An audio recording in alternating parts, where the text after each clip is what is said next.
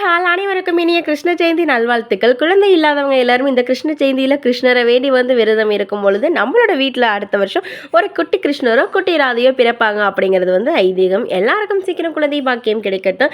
இது வந்து எங்கள் ஊரில் போந்தா கோழி கலர் கோழின்னு சொல்லி விளையாடுவோம். 10 ரூபாய்க்கு கொடுப்பாங்க. இது ரொம்ப நாளும் உயிரோட இருக்காது. மேக்ஸிமம் ஒரு 1 வீக் தான் உயிரோட இருக்கும். என் தங்கச்சி வீட்டில் இருந்துச்சு. என் பொண்ணு போனப்போ அதை பார்த்து விளையாண்டுட்டு இருந்தா. இந்த ஹேர் கிளிப்பை வந்து 12 பேர் வந்து மீஷோவில் வந்து 141 ருபீஸ்க்கு வந்து வாங்கியிருந்தேன். இதை வாங்கி என்ன பிரயோஜனம்? என் பொண்ணு இதை வாங்கிட்டு வரப்பில் ஹேர் கட் பண்ணிட்டு வந்துட்டா. டோரா கட் பண்ணிட்டு வாடின்னு சொன்னால் அவள் போய் போலீஸ் கட் பண்ணிட்டு வந்திருக்கான். நான் பெற்றது ஆம்பளை பிள்ளையா பொம்பளை பிள்ளையான்னு எனக்கே தெரிய மாட்டேங்குது.